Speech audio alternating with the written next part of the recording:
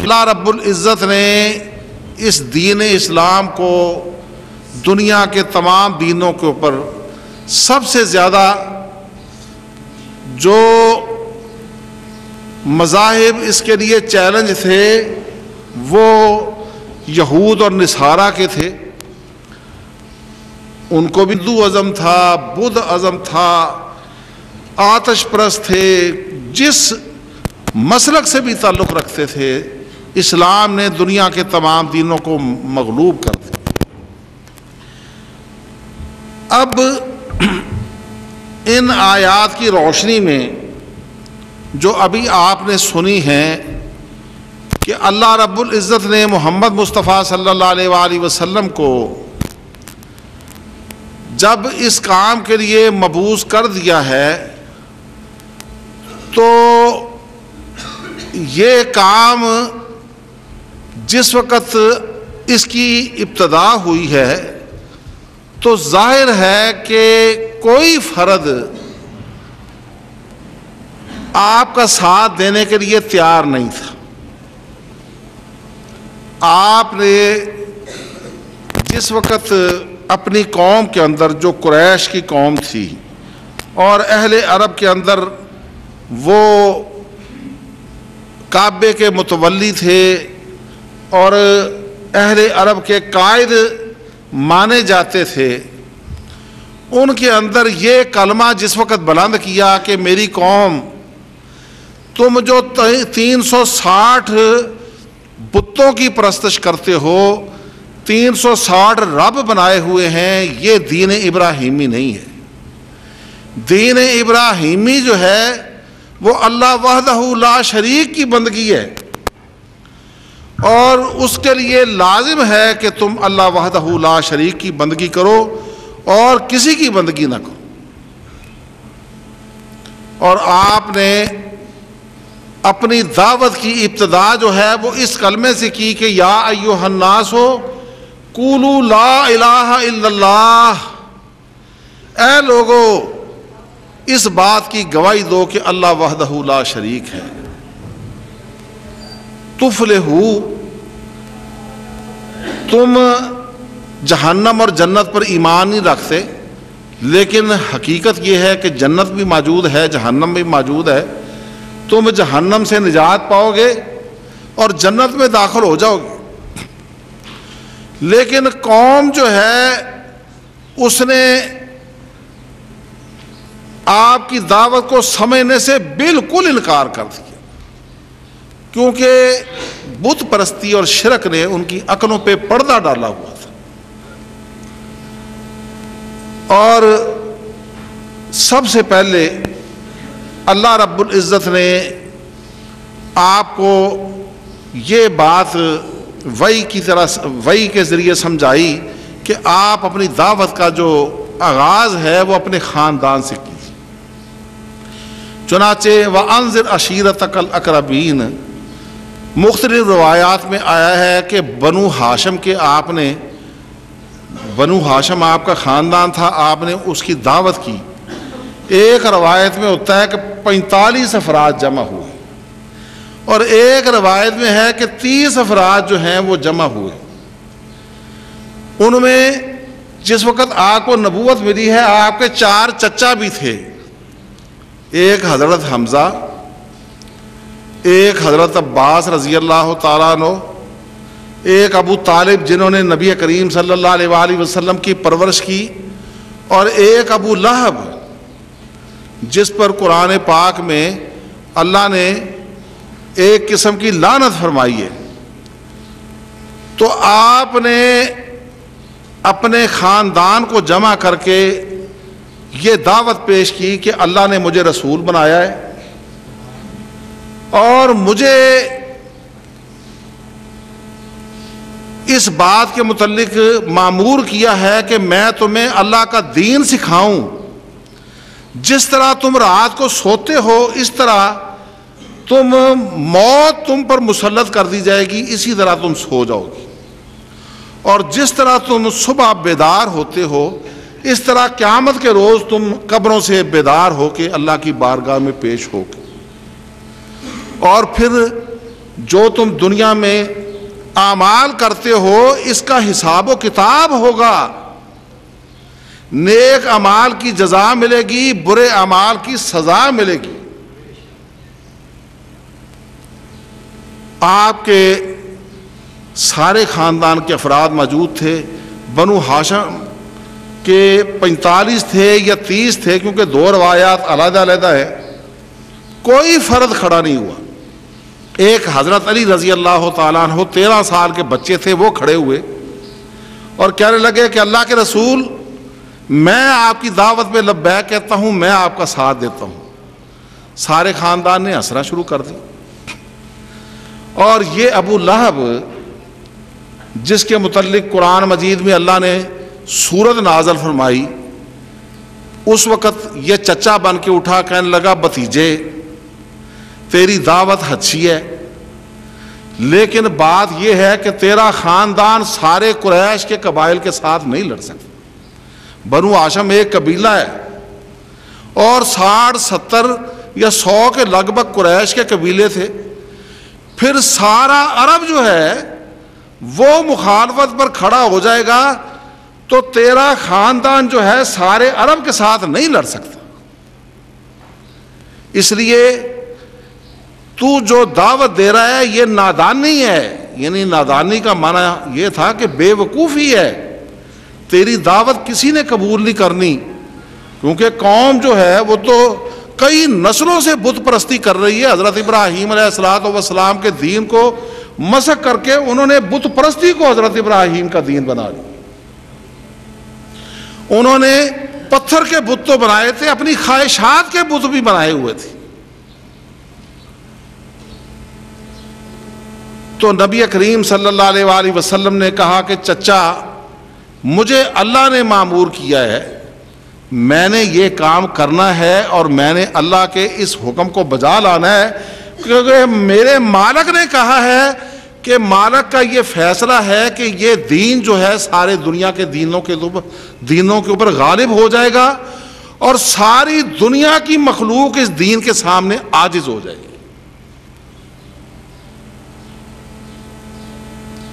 ابو لہب جو تھا اس مجلس میں کہنے لگا میری عقل میں تو یہ بات نہیں آتی کہ تو اکیلا جو ہے ساری دنیا کو مغلوب کر لے گا، تو اپنے خاندان کو نہیں مسلمان کر سکتا، اس عقیدے کی دعوت دے تو ان کو قائل نہیں کر سکتا، قریش پھر دوسرے قبائل موجود ہیں وہ تجھ پر لبیک نہیں کہیں گے، تو سارا عرب جو ہے وہ کیسے تیری دعوت مان لے گا اور پھر ساری دنیا کیسے مان لے گا۔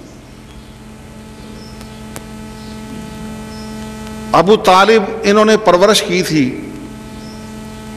یہ کہنے لگے بھتیجے کہ بات یہ ہے کہ مجھے ابھی تیری دعوت کی سمجھ نہیں ہے، لیکن میری محبت کا تقاضا یہ ہے کہ تو جو دعوت دینا چاہتا ہے وہ دعوت دے، میں تیری سرپرستی کروں گا اور جو دشمن تیری طرف دیکھے گا میں اپنا سینہ اس کے سامنے کروں گا۔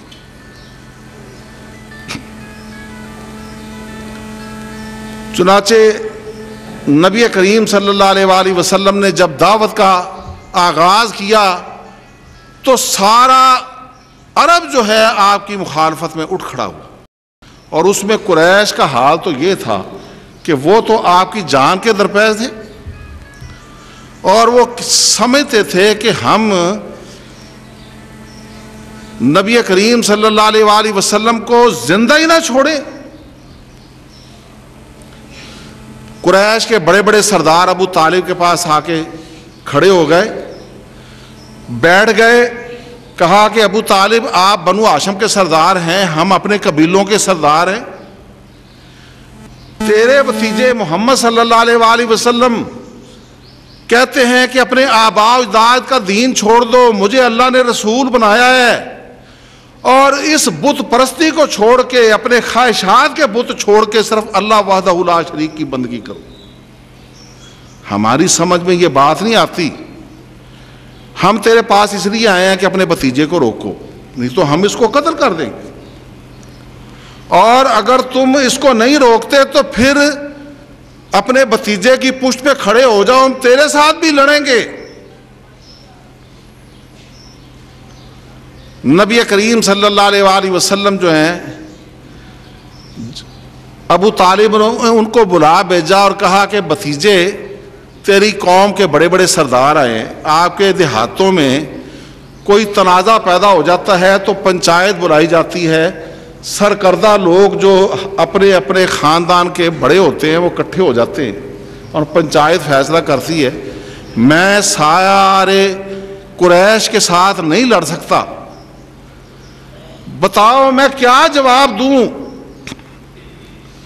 آقا دو جہاں محمد مصطفیٰ صلی اللہ علیہ وآلہ وسلم نے کہا کہ چچا میں صرف ایک کلمہ پیش کرتا ہوں، اگر یہ اس کو مان لیں تو تملکوا لکم بہا الارض، سارے عرب کے مالک ہو جائیں، وتدین لکم بہا العجم، عرب 12 لاکھ مربع میل کا ایک ملک ہے جو ہندوستان کے برابر ہے۔ یہ ہندوستان ہمارے پڑوس میں ہے نا، اس کا رقبہ 12 لاکھ مربع میل ہے، پاکستان کا رقبہ 3,15,000 مربع میل، دونوں کو ملایا جائے تو انگریزی میں اس کو کہتے ہیں سب کانٹیننٹ، بر صغیر، چھوٹا بر اعظم۔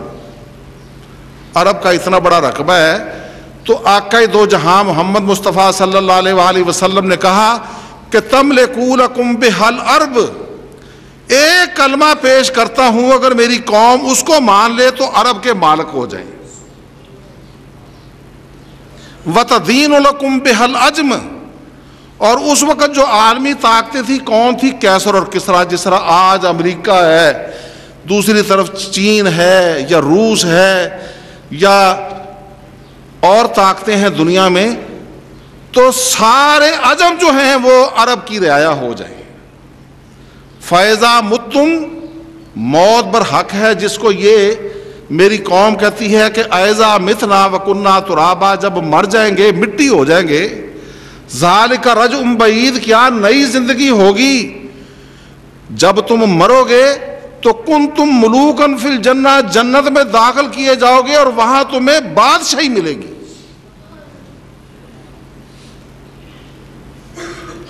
ابو طالب بھی سن رہے ہیں، ابو جہل بھی سن رہا ہے، عتبہ شیبہ یہ بھی اپنے قبیلوں کے سردار ہیں، وہ بھی سن رہے ہیں، امیہ بن خلف بھی سن رہے ہیں، حکیم بن حزام بھی سن رہے ہیں، بڑے بڑے سردار سن رہے ہیں۔ ابو جہل سب سے بڑے قبیلے کا سردار تھا، وہ کھڑا ہو گیا، کہنے لگا کہ بھتیجے صرف ایک کلمہ کہ جس کی وجہ سے عرب سارے ہماری ملکیت میں آ جائیں، عجم جو ہیں وہ ہماری رعایا بن جائے اور مرنے کے بعد بادشاہی ملے، صرف ایک کلمہ، وہ کلمہ ہے کیا؟ کہنے لگے آقا دو جہاں محمد مصطفیٰ صلی اللہ علیہ وآلہ وسلم کہ وہ کلمہ تو وہی ہے جس کی تم مخالف کرتے ہو، قولو لا الہ الا اللہ، لا الہ الا اللہ کہو، تملکوا لکم بہا الارض، سارے عرب کے مالک ہو جاؤ گے، وتدین لکم بہا العجم، عجم تمہاری رعایا ہو جائیں گے، اور فَإِذَا مُتُّمْ، موت برحق ہے، ہر روز سوتے ہو، نیند موت کی بہن ہے، جب تمہیں موت آئے گی کنتم ملوکم فی الجنہ، پھر دوبارہ اٹھائے جاؤ گے تو جنت میں داخل کیے جاؤ گے اور ہر شخص کو بادشاہی ملے گی۔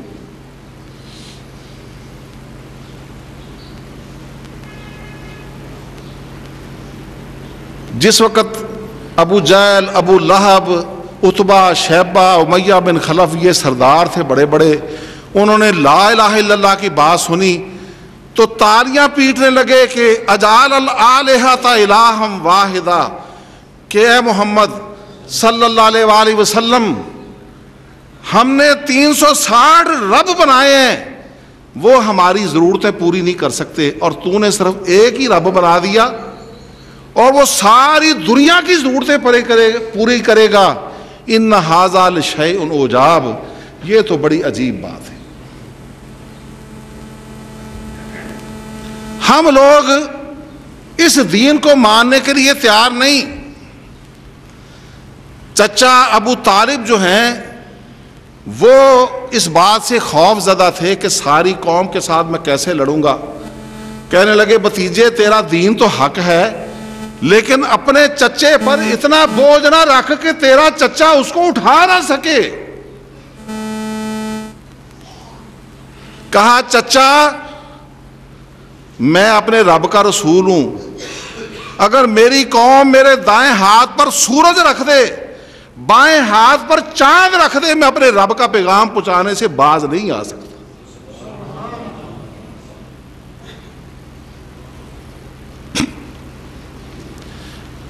بہت معمولی لوگ تھے جنہوں نے آپ کی دعوت پہ لبیک کہا۔ قریش نے ان پر زمین تنگ کر دی،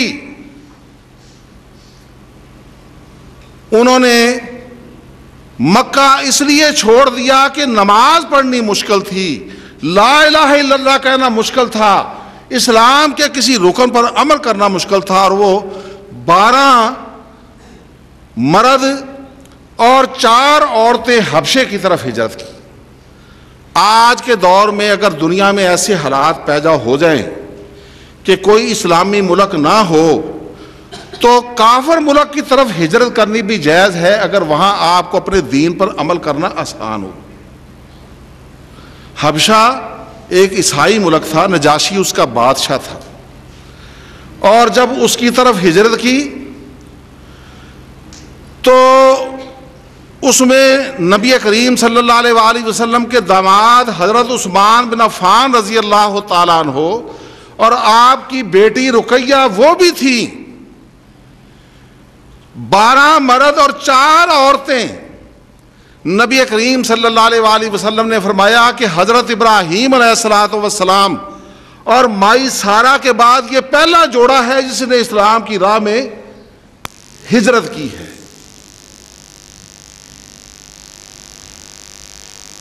چنانچہ یہ ہجرت کر گئے۔ 5 ہجری 5 نبوی سن نبوی میں یہ واقعہ پیش آیا ہے کہ جس وقت ان لوگوں نے ہجرت کی ہے صرف اس لیے کہ اللہ کے دین پر آزادی کے ساتھ وہ لوگ عمل کر سکیں۔ چنانچہ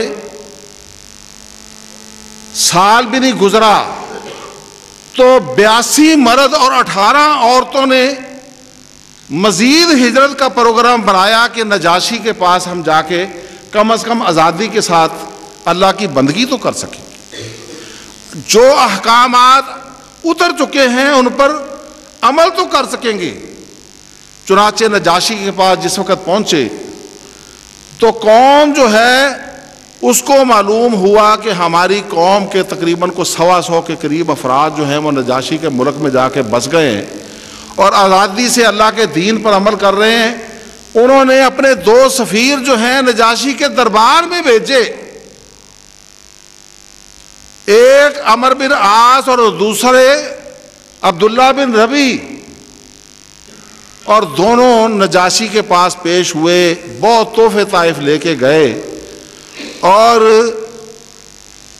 نجاشی کو پیش ہو کے کہنے لگے کہ اے نجاشی، ہماری قوم کے کچھ افراد گمراہ ہو گئے ہیں، اپنے باپ دادا کا دین چھوڑ کے ایک نئے دین میں داخل ہو گئے ہیں، نہ تیرے دین میں نہ اپنے باپ دادا کے دین، ایک نیا ہی دین۔ اور ان کا دعویٰ ہے کہ اللہ نے آسمان سے ایک رسول بھیجا ہے جس نے یہ دین ہم کو سکھایا ہے، اور یہ دین جو ہے ہم اس پر عمل کرتے ہیں، آپ ان گمراہ لوگوں کو ہمارے حوالے کر دیجئے، ہم ان کو سزا دیں اور روکیں کہ یہ لوگ نئے دین پر عمل نہ کریں۔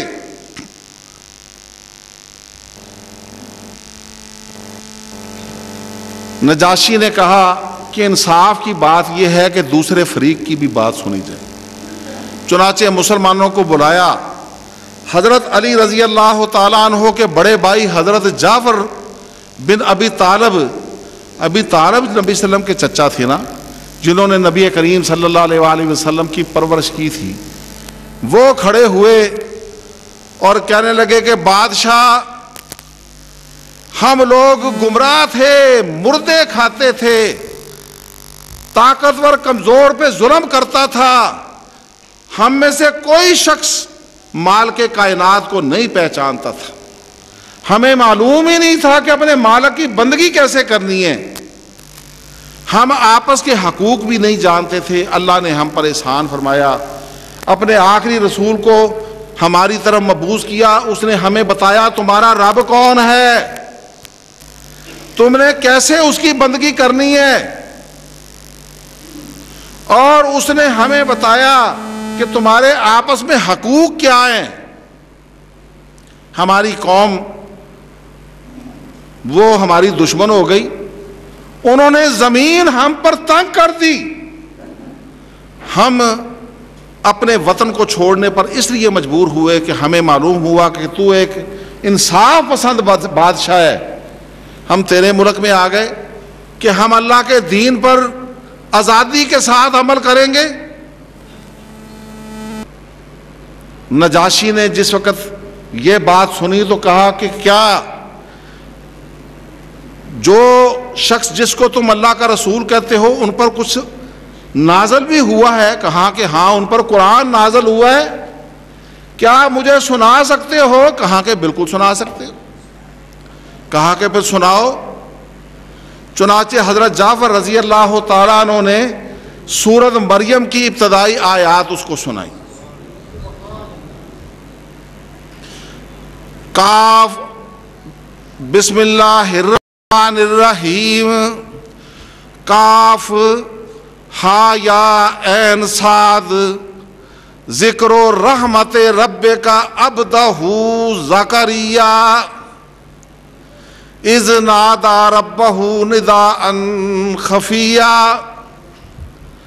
قال رب إني وهن العظم مني واشتعل الرأس شيبا ولم أكن بدعائك رب شقيا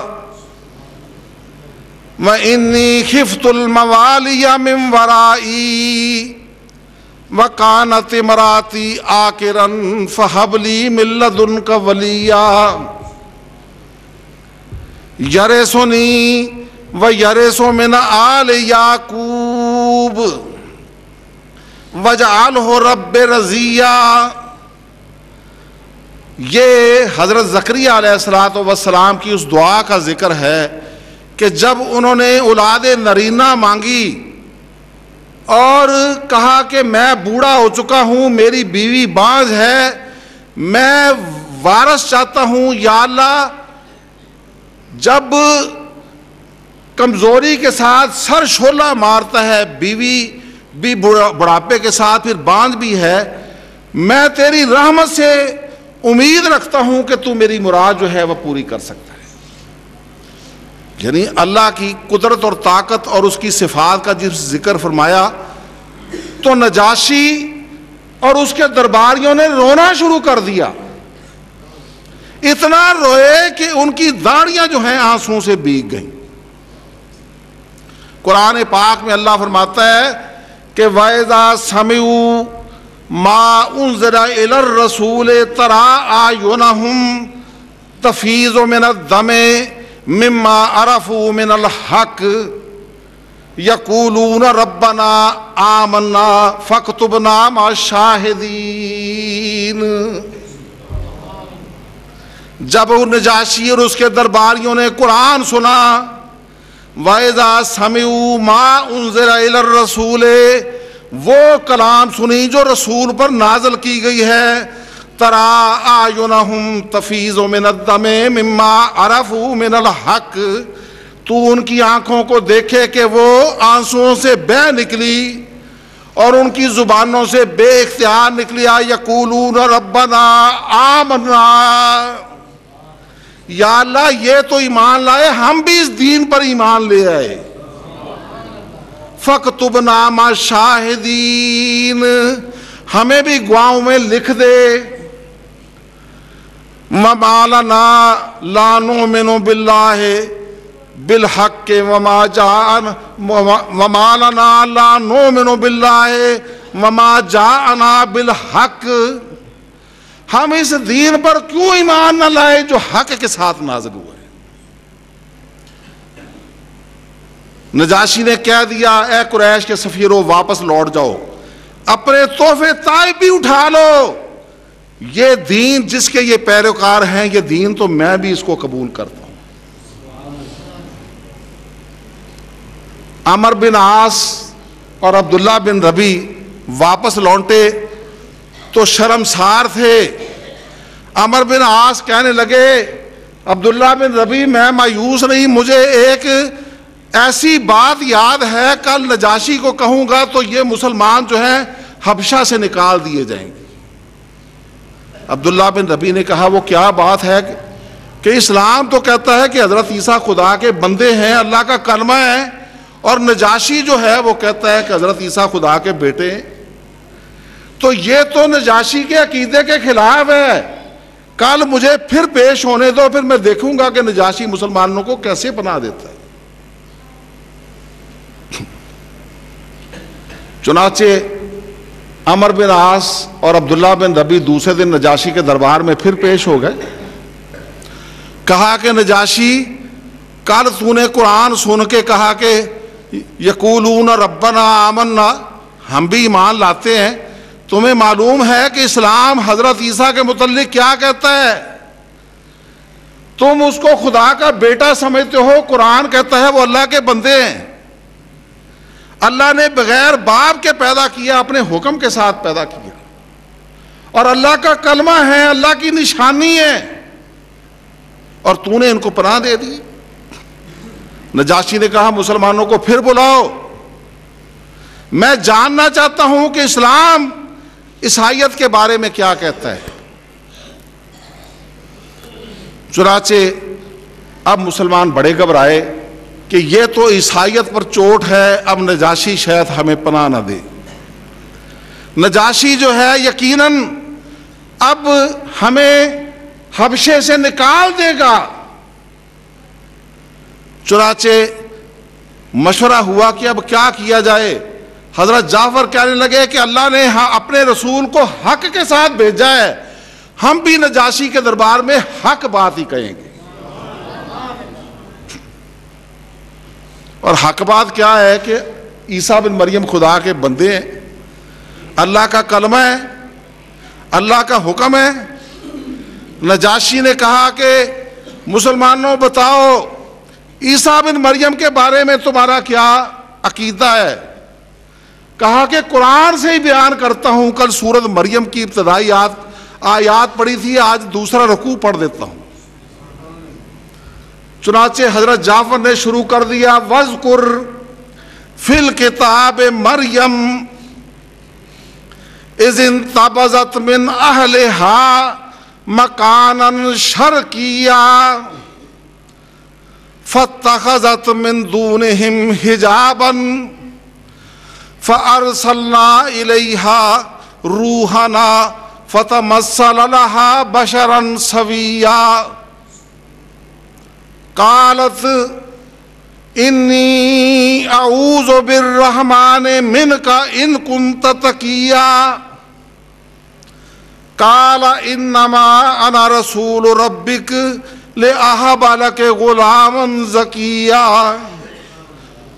آپ لوگ اپنے بچوں کو انگریزی پڑھاتے ہیں، انگریزی اسکولوں میں پڑھتے ہیں، اگر دینی مدرسے میں پڑھائیں، عربی زبان کو سمجھیں، قرآن کا ترجمہ سمجھیں تو آپ کو پتہ ہو کہ قرآن کہتا کیا ہے، دلوں کو پھاڑتا ہے۔ ترجمہ بیان کر دیتا ہوں تاکہ آپ کو سمجھ آ جائے۔ وَاذْكُرْ فِي الْكِتَابِ مریم، حضرت جعفر رضی اللہ تعالیٰ عنہ کھڑے ہو گئے، تجھے بتاؤں کہ قرآن حضرت عیسیٰ کے متعلق کیا عقیدہ بیان کرتا ہے۔ اس کتاب میں مریم علیہ السلام کا ذکر کیجئے۔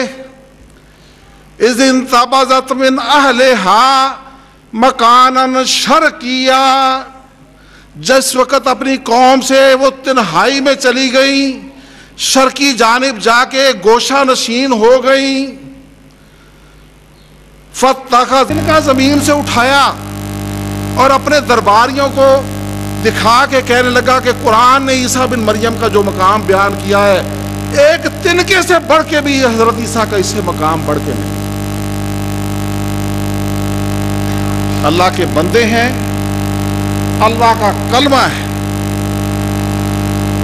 بہر صورت وقت کی کمی کی وجہ سے مضمون کو مکمل کرتا ہوں کہ یہ وہ کلمہ ہے لا الہ الا اللہ جس کو لے کے آقا دو جہاں محمد مصطفیٰ صلی اللہ علیہ وآلہ وسلم تشریف لائے. اور آپ کے 4 چچا تھے جس وقت آپ کو نبوت ملی ہے, اور ان میں 2 مسلمان ہوئے, ایک حضرت حمزہ رضی اللہ تعالیٰ عنہ, دوسرے حضرت عباس رضی اللہ تعالیٰ عنہ. 2 جو ہیں وہ مسلمان نہیں ہوئے. ایک تو ابو لہب تھا جس پر ایک قسم کی لعنت جو ہے وہ قرآن پاک میں نازل کی گئی ہے, ایک سورت جو ہے اس کی مذمت میں نازل کی گئی ہے. اور دوسرے ابو طالب تھے جنہوں نے نبی کریم صلی اللہ علیہ وآلہ وسلم کی پرورش کی. وہ آپ کی سرپرستی کرتے رہے اور کہتے رہے کہ بھتیجے تیرا دین بڑا اچھا ہے لیکن میں اپنے باپ دادا کے دین کو نہیں چھوڑ سکتا. اور لا الہ الا اللہ نہ کہنے کی وجہ سے بخاری مسلم دوسری حدیثوں میں ہے کہ سب سے ہلکا عذاب جہنم کے اندر میرے چچا کو ہوگا. آگ کی 2 جوتیاں پہنائی جائیں گی اور ان کی وجہ سے میرے چچا کا دماغ اس طرح پکے گا جس طرح ہانڈی جو ہے وہ چولہے کے اوپر پکے. اب یہ لوگ جس کے متعلق نبی صلی اللہ علیہ وسلم کہتے تھے کہ تم لا الہ الا اللہ کہو تملکوا لکم بہل عرب, عرب کے مالک ہو جاؤ گے.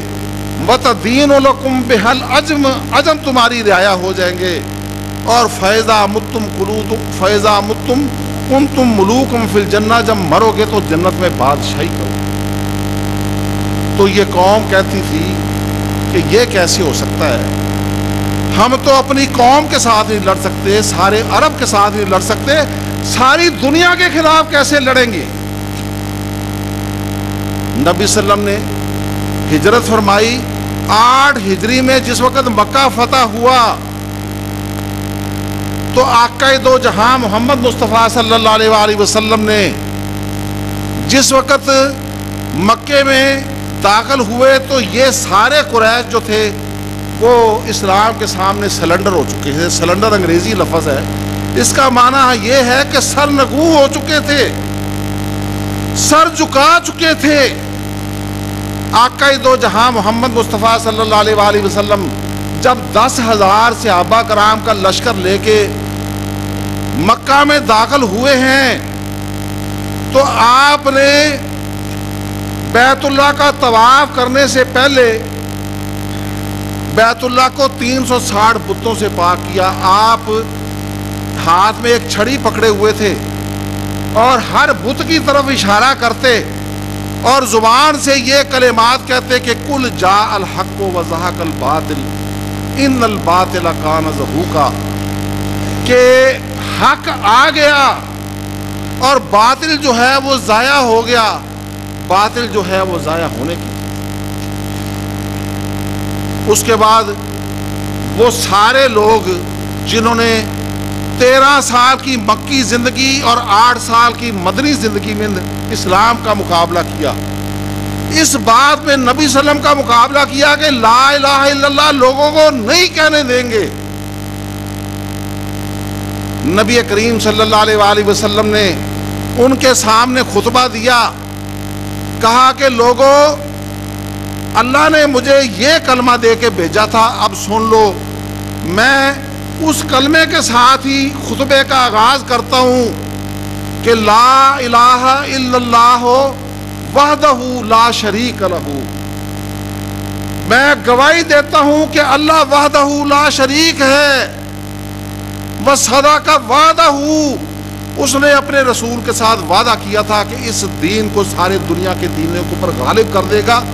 اللہ نے آج تم کو سارے عرب کو سرنگو کر دیا ہے اور اس دین کو, اس کلمے کو اللہ نے غالب کر دیا. وصدق وعدہ وَنَصَرَ عَبْدَهُ، میرے چچے ابو لہب نے کہا تھا کہ میرے بھتیجے تو اپنے خاندان کو لا الہ الا اللہ کہنے پہ مجبور نہیں کر سکتا، سارے قریش کو کیسے کرے گا؟ آج سارے عرب جو ہیں وہ سر جھکائے بیٹھے۔ اللہ نے اپنے بندے کی مدد کی، وَنَصَرَ عَبْدَهُ وَهَزَمَ الْأَحْزَابَ وَحْدَهُ، میں نے اس اللہ کی بندگی کی دعوت دی تھی جس اکیلے نے دنیا کے سارے لشکروں کو شکست دے دی۔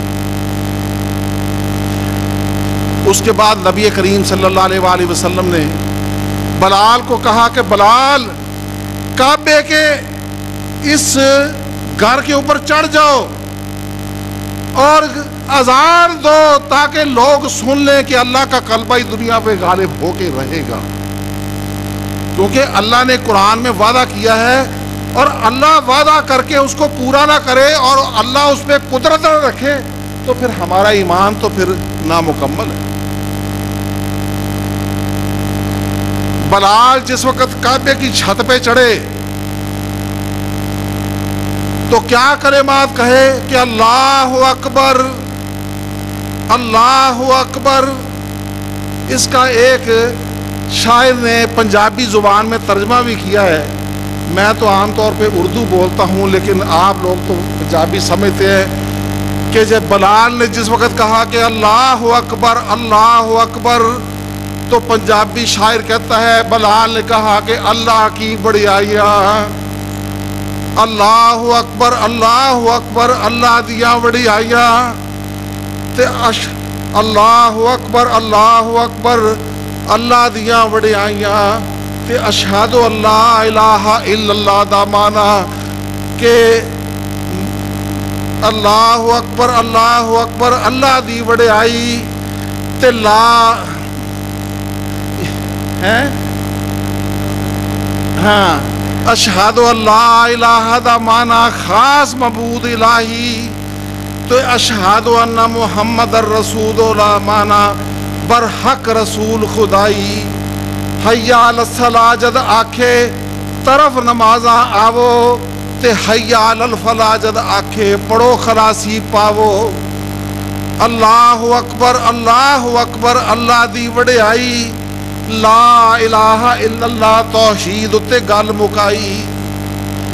بلال نے جس وقت یہ اذان کہی کہ اللہ اکبر اشہد اللہ الہ الا اللہ واشہد ان محمد رسول اللہ، تو یہ لوگ جو یہ کلمات سننے کو پسند تو دور کی بات مرنا پسند کرتے تھے اب اپنے سر کو جھکائے کھڑے۔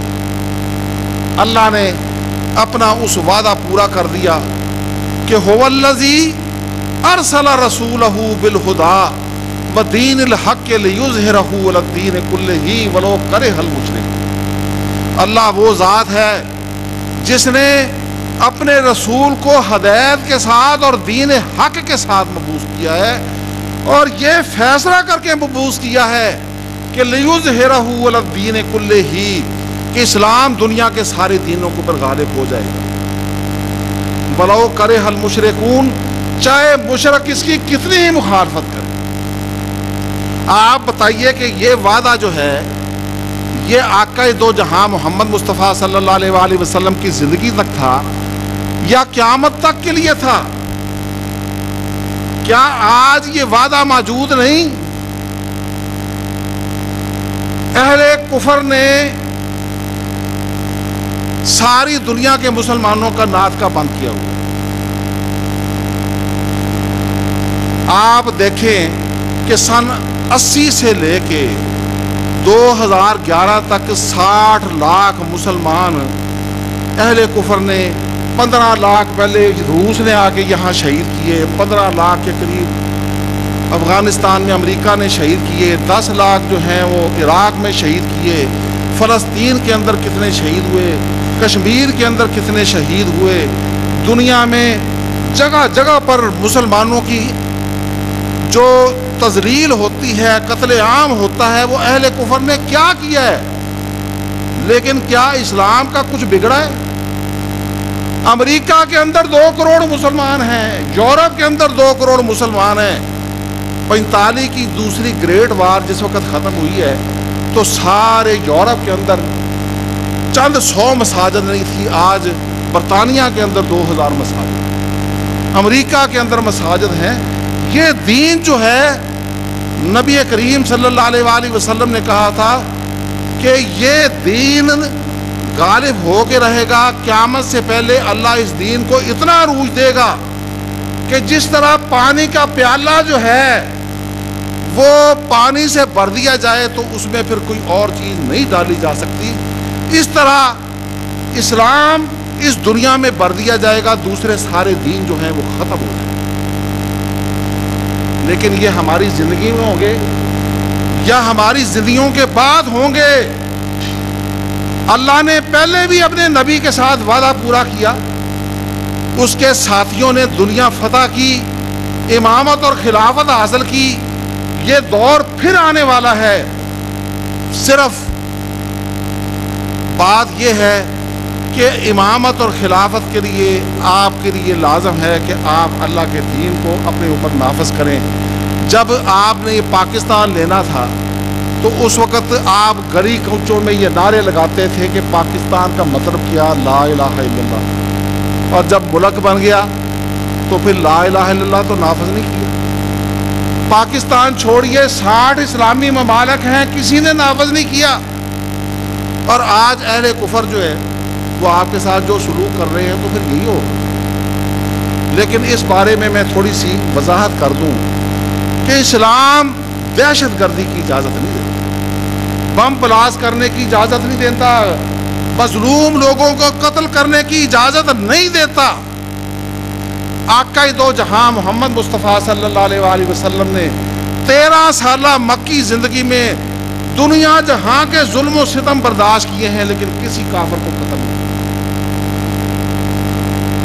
سن 2 ہجری میں جہاد فرض ہوا ہے ظلم کے خلاف، اور سورت حج میں ہے کہ اوزین للذین یقاتلون بانہم ظلموا وان اللہ علی نصرہم لقدیر الذین اخرجوا من دیارہم بغیر حق الا ان یقولوا ربنا اللہ۔ وہ لوگ جن پر یہ فرد جرم عائد ہوتی تھی کہ وہ کہتے تھے کہ ہمارا رب اللہ ہے، اس فرد جرم کی وجہ سے ان کو مکے سے نکال دیا گیا، ہمیں ہندوستان سے نکال دیا گیا، دنیا کے جن ملکوں سے مسلمانوں کو نکالا گیا ہے۔ اگر کوئی ہم پہ یہ فرض جرم عائد کرتا ہے تو پھر امام جو ہے وہ جہاد کا اعلان کر سکتا ہے۔ انفرادی جہاد نہیں ہوتا، وہ تو ایک بلوہ ہے، وہ تو پھر ایک فساد ہے۔ دین کو اس کی روح کے ساتھ سمجھیں، اور اصل چیز یہ ہے کہ یہ لا الہ الا اللہ جو ہے وہ اپنی ذات پہ نافذ کریں، اور اس کو نافذ پہلے تو اپنے گھر سے کریں، 5 وقت کی نماز پڑھیں، اپنے گھر کو دین، اپنے آپ کو بھی اپنے گھر والوں کو دین سکھائیں۔ آقا دو جہاں محمد مصطفیٰ صلی اللہ علیہ وآلہ وسلم کیا دین لے کے آئے ہیں؟ ہمیں تو نماز نہیں معلوم، اس کا ترجمہ نہیں آتا، تو پھر ہم کہتے ہیں کہ مسلمان۔ 1:30 بج چکا ہے، وقت پورا ہو چکا ہے۔ اللہ ہمیں دین کو سمجھنے، اس پر عمل کرنے کی توفیق عطا فرمائے۔ وآخر دعوانا ان الحمد للہ رب العالمین۔